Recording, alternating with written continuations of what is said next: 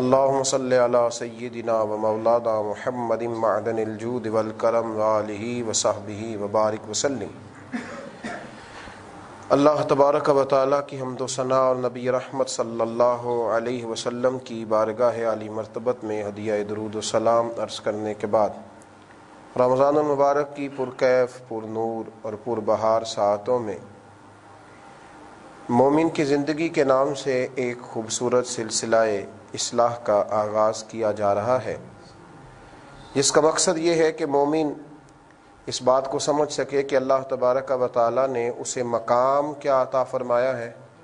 اور اللہ کی بارگاہ میں مومن کے مراتب کیا ہیں، اور اللہ کریم نے مومن کو کن صفات سے نوازا ہے، اور مومن کو اپنا طرز زندگی کس طرح کا اختیار کرنا چاہیے۔ مومن اللہ تبارک و تعالیٰ کے بتائے ہوئے رستوں پر کیسے عمل کرے گا، اپنی زندگی کو کیسے سنوارے گا، اور اپنی آخرت کے لیے وہ کیسے اسباب جمع کرے گا۔ آج ہم اس بات پر توجہ کریں گے، غور کریں گے کہ اللہ تبارک و تعالیٰ نے بندہ مومن کو مقام کیا عطا فرمایا۔ جب تک انسان کو یہ سمجھ نہیں ہوتی کہ میرا مرتبہ کیا ہے، میرا مقام کیا ہے، میں دراصل کن بلندیوں پر فائز ہوں، میرا معیار کیا ہے، اس وقت تک پھر وہ نہ تو معیاری گفتگو کر پاتا ہے، نہ معیاری عمل کر پاتا ہے، اور نہ زمانے میں کوئی معیاری کردار ادا کر پاتا ہے۔ بندہ مومن اگر یہ سمجھنے لگے کہ اللہ نے اسے عزت کیا عطا فرمائی، رب کریم نے اسے نوازا کتنا ہے، اس کا اعزاز کتنا ہے، تو پھر اس کی باتیں، اس کا لب و لہجہ، اس کا اٹھنا بیٹھنا اور اس کا بات کرنا ایک اعزاز والا عمل ہو جائے گا۔ وہ ہر چیز میں معیار کا خیال کرے گا، معیار کا خیال کرے گا ہر چیز میں۔ قرآن مجید فرقان حمید نے نبی کریم صلی اللہ علیہ وسلم کی امت کو بہترین امت قرار دیا۔ فرمایا میرے نبی کریم علیہ السلام کا کلمہ پڑھنے والوں، کنتم خیر امتن، تم اپنے آپ کو کبھی بھی کمزور اور چھوٹا محسوس نہ کرنا، تم بہترین امت ہو۔ اخرجت للناس، تمہیں لوگوں کے بھلے کے لیے بنایا گیا، تم بہترین لوگ ہو۔ معیار کو پہچانو، وہ جو کہا گیا نا کہ من عرف نفسہ فقد عرف ربہ، جو یہ پہچان گیا نا کہ میرا مقام کیا ہے، میں کیا ہوں، وہ تو اپنے رب کو پہچان گیا۔ اگر انسان کو یہ پتہ چل جائے کہ میرا دراصل معیار کیا ہے، تو پھر وہ کھانے میں بھی احتیاط کرتا ہے، بولنے میں بھی احتیاط کرتا ہے، پھر وہ سمجھتا ہے کہ میرا سٹیٹس ہے، مجھے اس کے مطابق چلنا چاہیے۔ جو آدمی سمجھتا ہے کہ میں کسی بڑے گھرانے سے ہوں، تو وہ کبھی بھی چھوٹا جملہ نہیں بولتا، چھوٹی حرکت نہیں کرتا، چھوٹی بات نہیں کرتا۔ جو سمجھتا ہے کہ میں پڑھا لکھا ہوں، تو وہ آدمی کبھی بھی معیار علم سے گری ہوئی گفتگو نہیں کرتا۔ جو شخص کہتا ہے کہ میں صاحب عقل و دانش ہوں، تو کبھی بھی وہ بیوقوفوں اور احمقوں جیسا جملہ نہیں بولتا۔ تو اگر مومن کو سمجھ آ جائے کہ اللہ نے اسے مقام کیا عطا فرمایا ہے، تو پھر یہ مومن ہو کے دائیں بائیں دیکھے، یہ ممکن نہیں ہے۔ قرآن مجید فرقان حمید نے کہا ان الذین آمنوا وعملوا الصالحات اولئک هم خیر البریہ، فرمایا بے شک جو ایمان لانے کے بعد اچھے عمل کریں وہ تو ساری مخلوق سے بہتر ہیں۔ مومن تیرا درجہ ہے، تجھے اللہ نے مخلوقات پر فضیلت عطا فرمائی، مخلوقات پر اللہ نے تجھے درجہ دیا ہے، تیرا ایک سٹیٹس ہونا چاہیے، تیرا ہر معاملے کے اندر ایک معیار ہونا چاہیے۔ تو سمجھ تو کیا ہے، تو عام اقوام کی طرح نہ بولے گا، نہ کھائے گا، نہ سوئے گا، نہ اٹھے گا، نہ پہنے گا، تیرا معیار ہے۔ آپ ذرا اس بات پر غور تو فرمائیں کہ میرے نبی کریم علیہ الصلوۃ والسلام بیت اللہ شریف کے سامنے کھڑے ہیں، بیت اللہ شریف کے، اللہ کے گھر کے سامنے کھڑے ہیں۔ اللہ کا گھر، وہ گھر جسے پہلے فرشتوں نے بنایا، وہ گھر جسے حضرت آدم نے بنایا، وہ گھر پھر جس کی تعمیر حضرت ابراہیم خلیل اللہ نے فرمائی، حضرت اسماعیل ذبیح اللہ نے فرمائی، وہ گھر جس کو میرے نبی کریم علیہ السلام دیر تک بیٹھ کر دیکھا کرتے تھے۔ جملوں کی ترتیب دیکھیں اور ذرا تولیں اپنے آپ کو، اتنا بلند مقام بھی کسی کو ملتا ہے اور ابھی اس نے عمل کوئی نہیں کیا۔ ابھی نیک ہونا، نمازی ہونا، روزے دار ہونا، حاجی ہونا یہ الگ بات ہے، ابھی تو صرف اس نے میرے رسول کریم کا کلمہ پڑھا ہے، ابھی نسبت مصطفیٰ ملی ہے، ابھی کلمہ پڑھا ہے، حضور بیت اللہ شریف کے سامنے کھڑے ہیں اور کعبے کو دیکھ کر فرماتے ہیں کعبے تیری بڑی شان ہے، تیرا بڑا مقام ہے، پر بندہ مومن کی عزت اللہ کی نظر میں کعبے سے بھی زیادہ ہے۔ مومن اپنا مقام تو سمجھے۔ یہ کمزور بات کرے گا اگر اس کے پہلوؤں کے اندر کچھ کمزوری آئے گی، اگر اس کے لب و لہجے کے اندر کہیں کوئی ایسے معاملات ہوں گے کہ جو نہ قابل برداشت ہوں اور جن کا سٹیٹس اور معیار چھوٹا ہو، تو اسے سمجھنا چاہیے۔ بھائی ایک نیک باپ جب اپنے بیٹے کو غلط جگہ پہ جاتے ہوئے دیکھتا ہے تو وہ ناپسند کرتا ہے کہ بیٹے تو اپنا معیار دیکھ، ہمارے خاندان کا طریقہ دیکھ، اپنے قبیلے کی بلندی دیکھ، اور تو کہاں گھوم رہا ہے۔ بندہ مومن یہ سمجھتا ہی نہیں کہ اگر اس کی زبان سے جھوٹ نکلے گا تو یہ اس کے معیار کے خلاف ہے، اگر یہ حرام کھائے گا تو اس کے مقام بلندے اور مرتبے کے خلاف ہے، اگر یہ بات اونچی کرے اور جب یہ بکنے لگے تو چند ٹکوں پر بکے گا تو یہ اس کا سٹیٹس نہیں، یہ اس کا معیار نہیں، اس کو دیکھنا چاہیے کہ یہ کیا ہے۔ اقبال کہنے لگے، اے نوجوان مسلم کبھی یہ تدبر بھی کیا تو نے؟ وہ کون سا گردو ہے جس کا ہے تو ایک ٹوٹا ہوا تارا؟ اس نے کہا تجھے پتا ہے تیرا مقام کیا ہے؟ تجھے خبر ہے تو کیا ہے؟ بندہ مومن تو عام نہیں ہے، تو محمد عربی کا کلمہ پڑھنے والا ہے، تو رسول اللہ کا غلام ہے، تیرا ایک معیار زندگی ہونا چاہیے۔ تو چھوٹی بات کرتا ہے، کمزور بات کرتا ہے۔ میرے نبی کریم صلی اللہ تعالی علیہ وآلہ وسلم نے ارشاد فرمایا، میرے مومن کو تو اللہ نے یہ مقام عطا فرمایا ہے، میرے مومن کو اللہ نے یہ درجہ دیا ہے کہ یہ بھی نیکی کا ارادہ کرتا ہے، رب اسے نیکی کا اجر عطا کر بھی دیتا ہے۔ اور محبوب کریم فرمانے لگے، جب یہ نیکی کر لیتا ہے تو پھر اللہ فرشتوں سے فرماتا ہے اس نے کی ایک ہے، تم نے لکھنی 10 ہے،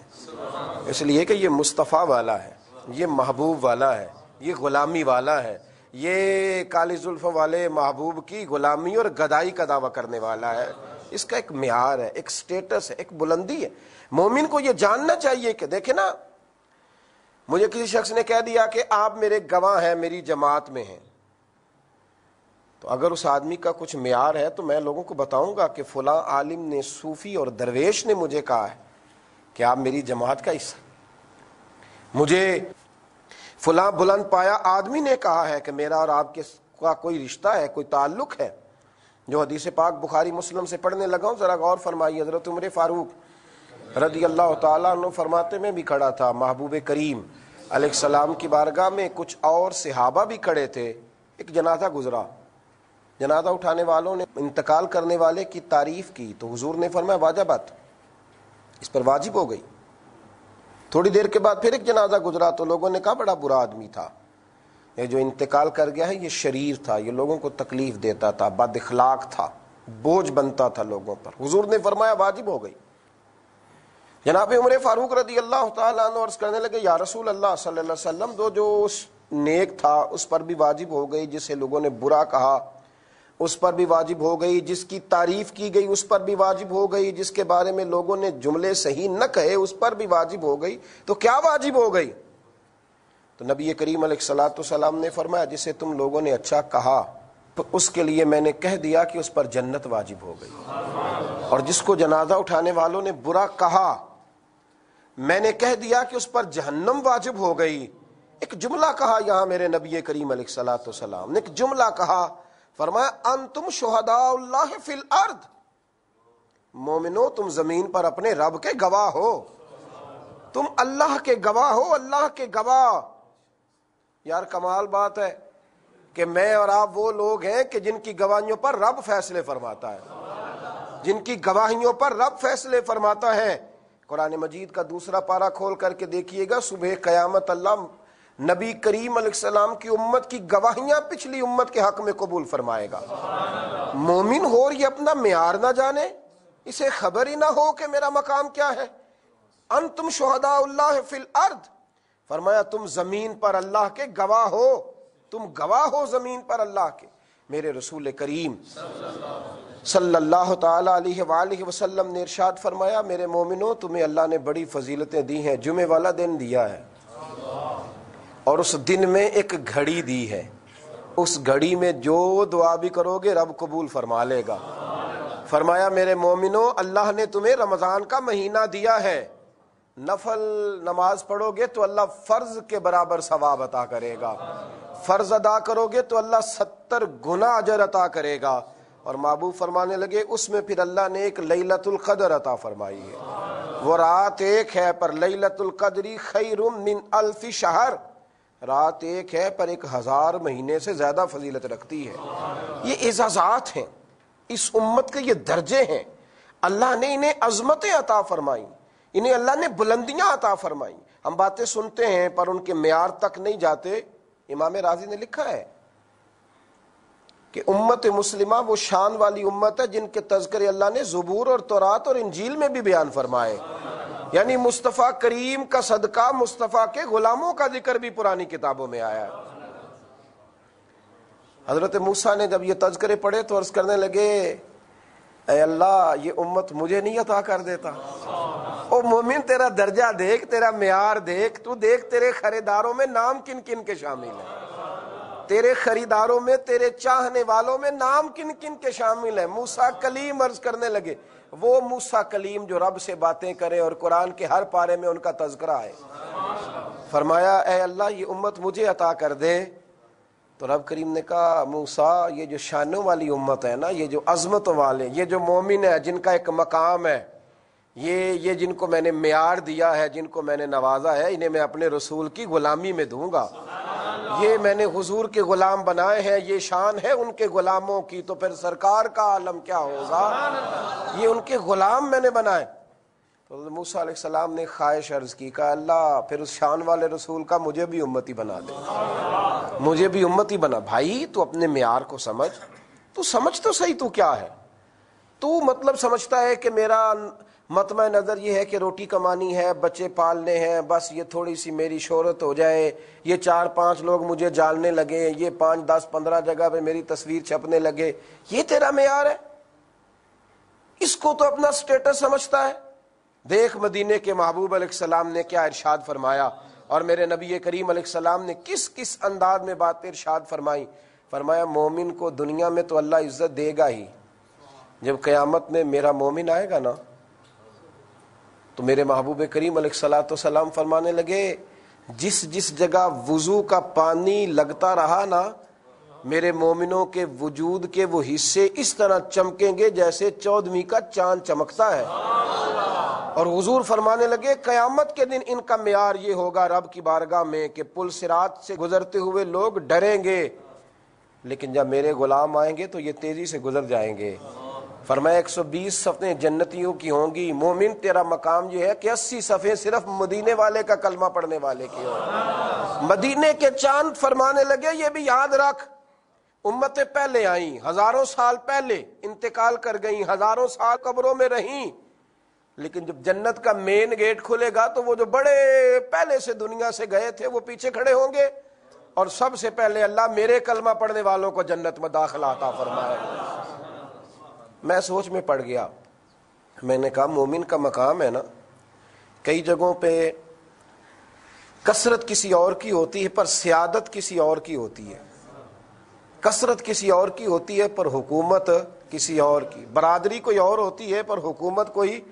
اور کرتا ہے۔ تو یا رسول اللہ صلی اللہ تعالی علیہ وسلم یہ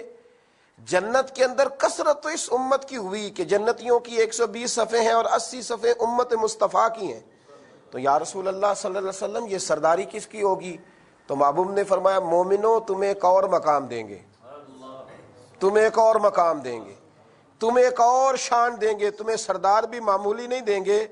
تمہیں جنت میں جب سردار ملیں گے تو حسن اور حسین ملیں گے۔ تم جب سرداری کی بات کرو گے تو تمہارا سٹیٹس بلند ہوگا، الحسن والحسین سید الشباب اہل الجنہ، مومن کو یہ مقام ملے گا، مومن کو یہ مقام، اللہ کرے آپ سمجھے میں کہاں بات کر رہا ہوں، اللہ کرے آپ سمجھے کہ میں کہاں بات کر رہا ہوں۔ یہ مومن کو معیار ملے گا کہ لیڈر بھی حسن اور حسین جیسے ملے گا، یہ لیڈر ہے حسن اور حسین، تم ناز کرو گے کہ کائنات نے اگر ہمیں سربراہ دیے ہیں نا، رب کریم نے کائنات میں سے ڈھونڈ کے تو کچھ شانوں والے عطا فرمائے، سید الشباب اہل الجنہ۔ خواتین سوچ سکتی تھیں کہ یہ تو جنتی جوانوں کے سردار ہیں، تو محبوب ہمیں کیا ملے گا؟